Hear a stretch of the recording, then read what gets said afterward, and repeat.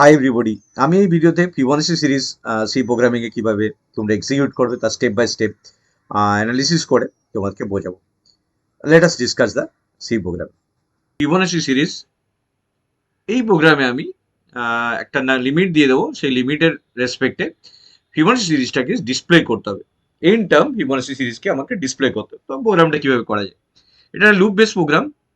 তো প্রথমে আমরা ডেভ C++5.11 ভার্সন ইউজ করছি এবং সেখানে ফাইলে গিয়ে নিউ অপশনে ক্লিক করে সোর্স ফাইল আমরা ক্লিক করছি। তো এই সোর্স ফাইলে আমি প্রোগ্রাম করব। ফার্স্ট অফ অল যে কোনো সি প্রোগ্রামিংয়ে আমরা জানি হেডার ফাইলটাকে ইনক্লুড করতে হয়। তো হ্যাজ ইনক্লুড যেটা কমন হেডার ফাইল আমরা ইউজ করি সেটা হচ্ছে stdio.h। কমন হেডার ফাইল যেটা আমরা ইউজ করি stdio.h। তো stdio.h হেডার ফাইলটা ইনক্লুড করলাম প্রোগ্রামের মধ্যে সি প্রোগ্রামের জন্য। ইন্ট মেন যেখান থেকে কম্পাইলেশন স্টার্ট হবে, ইন্ট মেন নিলাম। এরপর আমি মেনের মধ্যে কোডটা লিখবো। তো ফিবোনাচি সিরিজের জন্য আমাকে ফার্স্ট অফ অল লিমিটটা নিতে হবে। সেই লিমিটটা কি হবে, ইন্ট এন নিলাম, যে লিমিটটা এখানে বোঝাচ্ছে ইন্টিজার লিমিটটা। এবার সেই লিমিটটা আমি ইউজারকে বলবো যে কতগুলো লিমিট, কত নাম্বার অবধি প্রিন্ট করাতে চাও সেটা বলো। Slash n enter the limit. লিমিটটা আমি নিয়ে নিলাম মেসেজ ফরম্যাট। এখন আমি স্ক্যান করি। তো স্ক্যান করতে হবে, স্ক্যান করা মিন কিবোর্ড থেকে ভ্যালুসটা নেওয়া যেটা র্যামের মধ্যে পৌঁছে যাবে। এনটা integer type, %d, ampersand n এর অ্যাড্রেসে ভ্যালুসটা যেটা নেব কিবোর্ড থেকে সেটা গিয়ে পৌঁছে যাবে। তো এটা আমি নিয়ে নিলাম ভ্যালুসটাকে। তো এটা এন যে ভেরিয়েবলটা আমরা অ্যাসাইন করে রেখেছি সেই ভেরিয়েবলের মধ্যে গিয়ে ভ্যালুসটা স্টোর হয়ে যাবে। এরপর আমাকে প্রোগ্রামটা লজিক্যালি ভাবতে হবে যে ফিবোনাচি সিরিজটা স্টার্ট হয় কি করে। ফিবোনাচি সিরিজ স্টার্ট হয় 0, দেন 1, 0 আর 1 এর পর এবার এই দুটো নাম্বারকে যোগ করে নেক্সটটা পাই। 0 আর 1 যোগ করলে আমি পাবো 1। তারপরে আবার নেক্সট যখন আমি করব 1 প্লাস 1 যোগ করে 2, দেন 2 প্লাস 1 প্লাস 2 যোগ করে 3, 2 প্লাস 3, এভাবে পর্ব দুটো নাম্বার যোগ করে যেটা পাবো তারপরে কন্টিনিউয়েশন এটা হতে থাকবে। তো এটা দেখা যায় কিভাবে এই সংখ্যাটা আমরা পাচ্ছি। এখানে আমি একটা ভেরিয়েবল নিলাম ইন্টিজার টাইপের, যেটা এখানে অ্যাসাইন করলাম কমা এ।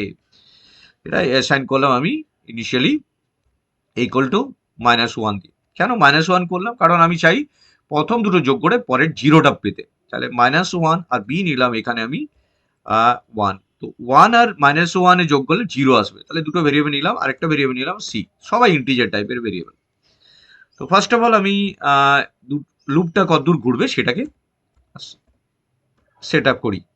আই ইকুয়াল টু ইনিশিয়ালি 1 থেকে স্টার্ট করছি, কারণ 1 থেকে স্টার্ট করে সেটা পৌঁছাবে কোথায় অবধি, I less than equal to N অবধি সেটা ঘুরবে এবং প্রত্যেকবার এক এক করে এক একটা করে টার্ম আমরা পেতে থাকবো আই প্লাস প্লাস। তো আই বলে যে ভেরিয়েবলটা এখানে আমি ইন্টিজার ভেরিয়েবল নিলাম ইন্ট আই, তারপর ফর লুপের মধ্যে প্রোগ্রামটা স্টার্ট করলাম।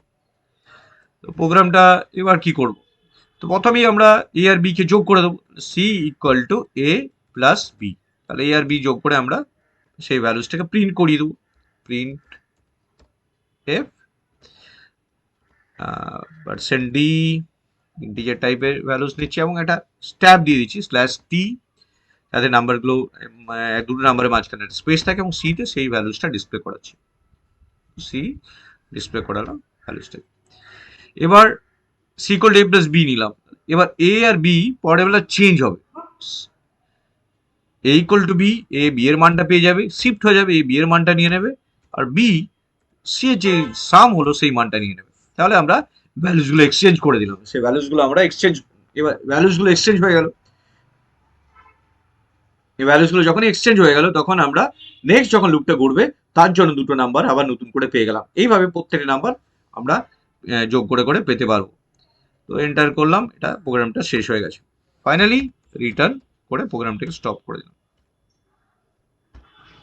মিন কম্পাইলেশন এখানে স্টপ হয়ে গেল।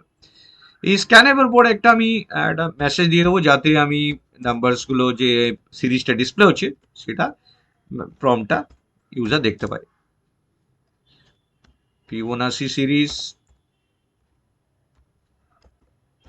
is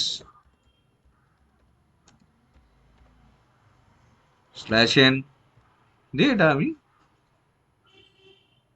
স্টপ করলাম। তো তো এইভাবে পুরো প্রোগ্রামটা এখানে কমপ্লিট হলো। প্রোগ্রামটা কমপ্লিট হলো, এবার কম্পাইলে সেভ করি প্রোগ্রামটাকে। ফার্স্ট অফ অল সেভ বাটনে গেলাম, তারপর লুপের প্রোগ্রাম ফিবোনাচি সিরিজ হিসাবে ফিবোনাচি ডট সি হিসাবে সেভ করলাম। তোমরা সবসময় একটা ফোল্ডার ক্রিয়েট করে সেখানে সেভ করো। লুপের প্রোগ্রাম আলাদা, অ্যারের প্রোগ্রাম আলাদা, ব্রাঞ্চিং এর প্রোগ্রাম আলাদা, তাহলে একসাথে দেখতে সুবিধা হবে। তো এবার আমি এই প্রোগ্রামটাকে কম্পাইলেশনে চলে যাচ্ছি। তো এক্সিকিউট মোডে যাচ্ছি, তারপর কম্পাইল করছি। এখানে কম্পাইল এন্ড রান দুটো অপশন আছে, বাট তোমরা একটা স্টেপ করে করো। তো এটা বাইনারি মেশিন কোড রেডি, যে কারণ এটা কোনো এরর নেই, ওয়ার্নিং নেই। এবার আমি রান করা যাচ্ছি, রানে কি পাচ্ছি। যখন আমরা রান অপশনে গেলাম তখন আমাকে এন্টার দ্য লিমিটটা চাইলো। তো প্রথমে এন এই ভেরিয়েবল হলো, প্রত্যেকটা মেমোরি অ্যালোকেট হলো, এ এর ভ্যালু বি এর ভ্যালু অ্যাসাইন হলো, তারপর আমার কাছে প্রিন্টএফটা এন্টার দ্য লিমিটটা এসে গেল। এন্টার দ্য লিমিটে আমরা সাপোজ আমি এখানে 7 দিলাম, মানে 7টা সংখ্যা আমি ডিসপ্লে করার চাইছি। 7টা সংখ্যা কি কি হবে? প্রথমে সংখ্যাটা হবে 0 আর 1।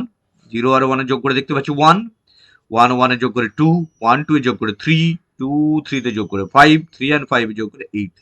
এইভাবে আমি এখানে দেখতে পাচ্ছি 7টা নাম্বার এখানে ডিসপ্লে হয়েছে। ফিবোনাচি সিরিজটা এটাই।